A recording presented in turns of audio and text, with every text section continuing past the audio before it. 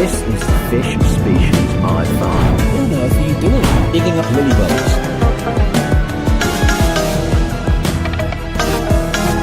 Welcome to China Farm.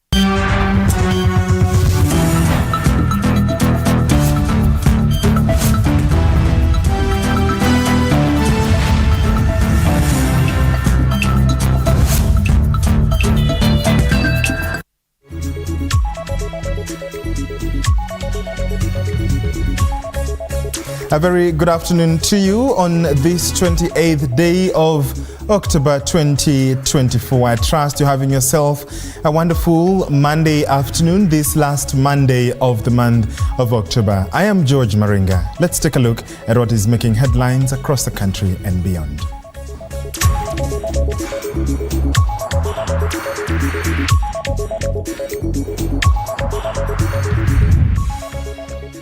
Over 1.3 million students in over 32,000 centers today kicked off their KPSEA examinations across the country, with mathematics and English being the first papers. We have released today our KPSEA exams, which are beginning, and we have a total number of 59,543 candidates taking exams in Bungoma. LSK condemns extrajudicial killings and abductions amidst rising cases of enforced disappearances and killings. Plus, Kaka County Governor Fernandez Barasa is urging Treasury Secretary John Mbadi to release funds. On the socials, you can find me at George Maringa _. You can also post to at TV47 News. Our SMS number is also on your screen. 137,446 candidates have sat for the KPSEA exam in Laikipia, Kakamega and Bungoma counties. Laikipia Deputy Governor Ruben Kamuri, who oversaw the opening of the exam container, has assured the Deputy Governor who opened the container has said measures had been put in place to manage KPSEA for grade 6 students at 348 centers in the county. Laikipia East Deputy Commissioner Patrick Mule has said that security will be enhanced during the exam. However, Kakamega County Director of Education Helen Nyang'ao said they are working with security units to see that the students are taking the test without harassment. In addition, Bungoma County Education Director Pius Ngoma also said that proper strategies have been put in place to ensure that the exams are conducted properly.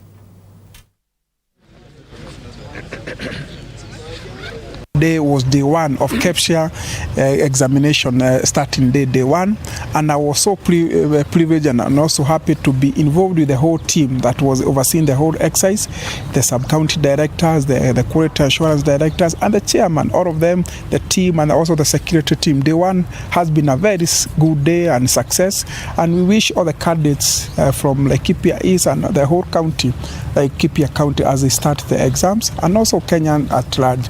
At Laikipia East, we are able to learn to oversee distribution of 44 centers, exam to 44 centers, and also a total of 2672 students that will be sitting for this year exam.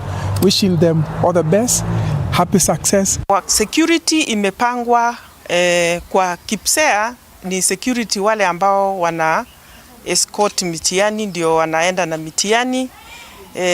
Katika assessment hatuna shida mingi yenye inahitaji security ni wale ambao peke yake wanatoa mitihani katika containers na wana escort kwenda kwa mashule. Otherwise, we wish our candidates the best of luck as they continue with the exams, and we also ask our members of public to help us deliver exams in a more credible way. For we have the exams that we are having today is an exercise that is assessing our students' abilities.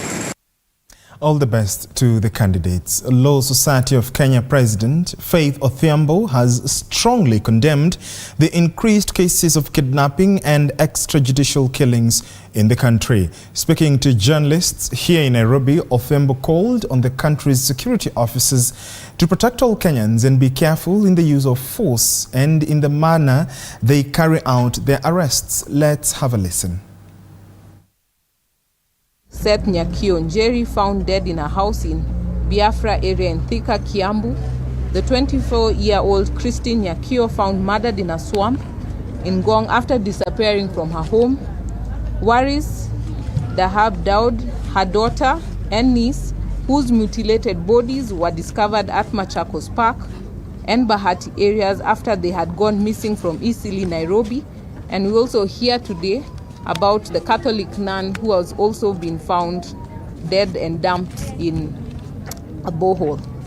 As we mourn these profound losses, we sincerely extend our deepest condolences to the family and friends of the deceased persons, and we join them in the quest for justice and accountability from the respective security agencies.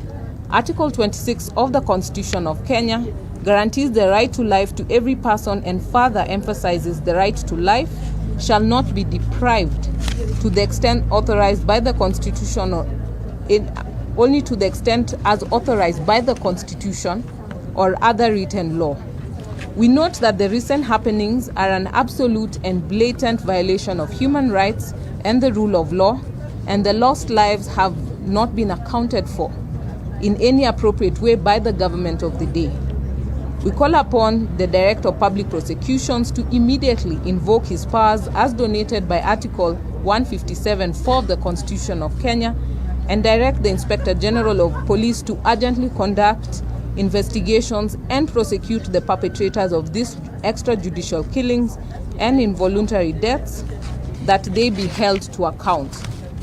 Further, we call upon as a way to address the growing problem of fake lawyers in the Law Society of Kenya branch of Thika has launched Law Awareness Week at the Thika Law Courts. The initiative, titled, quote, Law for the People and of the People, Enhancing Citizen Engagement, aims to educate the public on how to identify real legal professionals and the right ways to access legal services. Speaking at the launch, Thika Branch Secretary Patrick Kongo explained the importance of this initiative in protecting the public from people posing as real lawyers.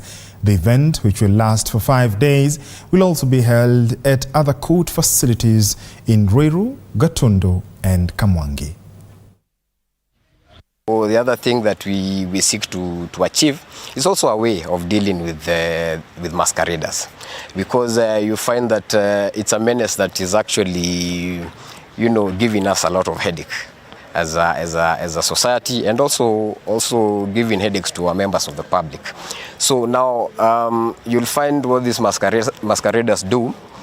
They'll charge very, very, very minimum fees. They'll undercut, and that will attract the members of public. So as a way of fighting that, we see that having such a week whereby we are not charging for consultation, we'll be able to talk to our members of public, we'll be able to advise them what the law says about the issues that they have, and also what to look out for to know whether an advocate is really an advocate, of the person that they think is an advocate or a masquerader. So all that they'll be able to be advised once they come to our tents during this week. Absolutely. More than 1.3 million grade 6 pupils have started the Kenya Primary Education Assessment countrywide. Being the first day, this 40% grade 6 national assessment kicked off with mathematics and English. The Education Cabinet Secretary Julius Ogambo and his Principal Secretary Belio Kipsang were present to monitor the distribution of KPSEA materials and engage center managers on the ongoing examination season in Nairobi County. The Ministry of Education officials assured the exam administrators that the police officers will not be permitted to enter the examination room in a bid to create a conducive environment for the pupils. This is the first time that we are transitioning into an education system from the beginning.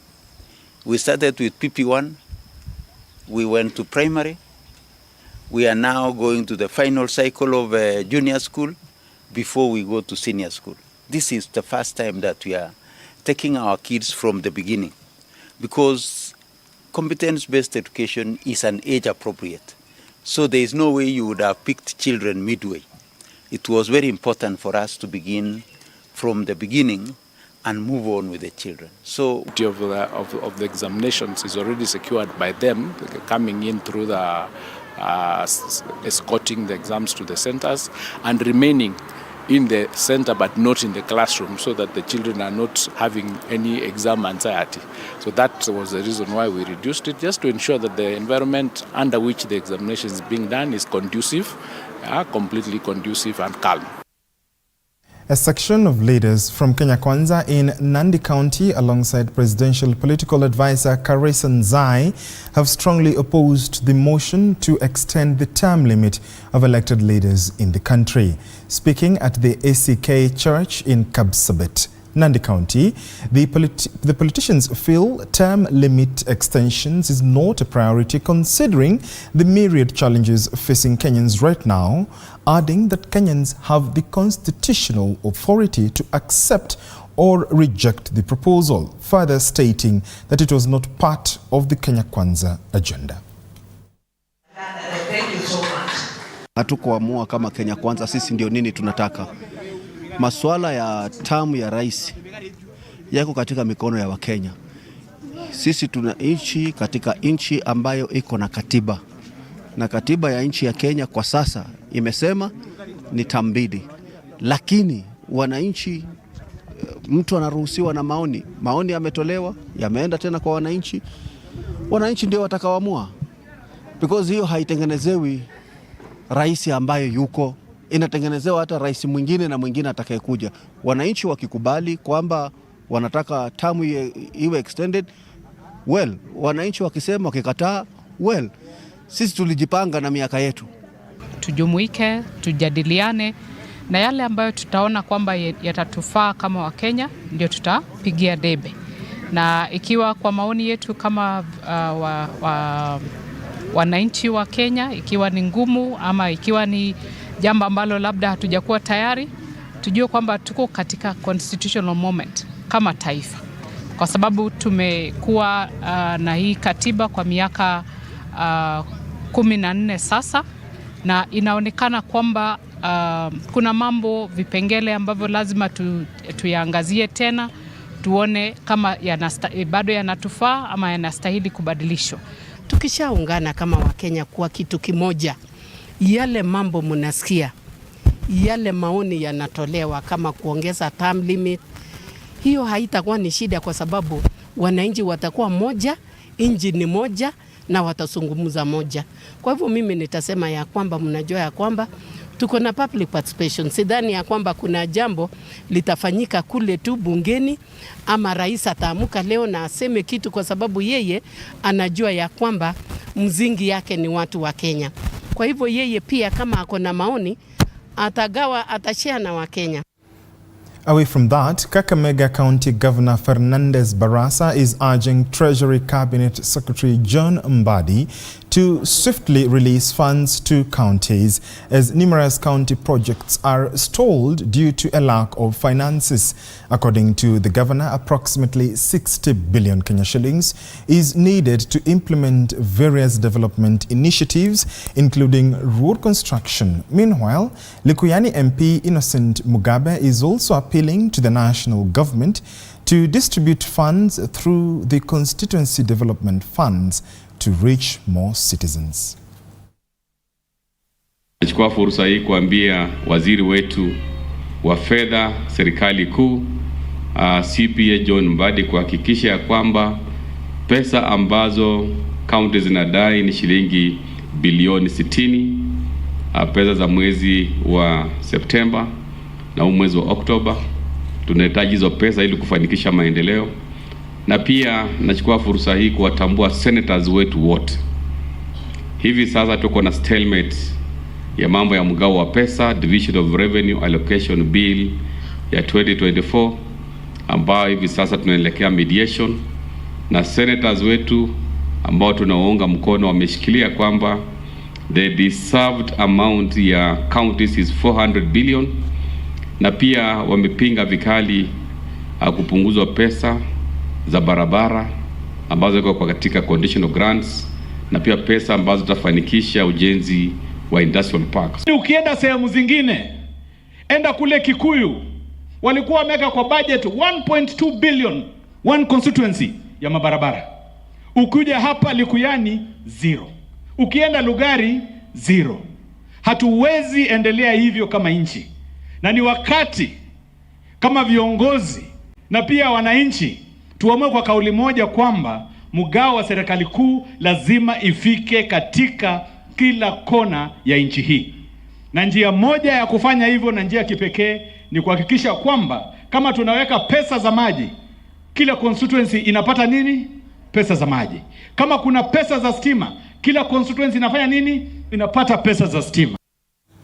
Indeed, traffic was paralyzed for about 3 hours in Olulunga area in Narok South after residents took to the streets protesting over increased cases of insecurity. Now, this comes after an old man and a young child were attacked by unknown people. Police were forced to use tear gas to disperse the irate protesters who called on the government to ensure that those who did this are brought to book and the matter is investigated. Kutoka mwezi wa 8 tumekosa amani kabisa. Ni ukweli, ni ukweli. Tumepata wauaji. Mtu unatembea usiku unapata unapiwa mapanga kutoka kwa kichwa nyuma. Na hatujui hao watu hawajulikani. Wamejaribu kutafutwa, tunaambiwa investigation. Hatuoni any reaction inafanyika na serikali yetu. Kuna watu jana waliuawa. Huyo mzee ni Mkongo and is very innocent. Hatuwezi sema kama ni gaidi. Alipiwa ameuawa. Sasa imekuwa tu machu serikali ifanye mwananchi ndio tumeamua.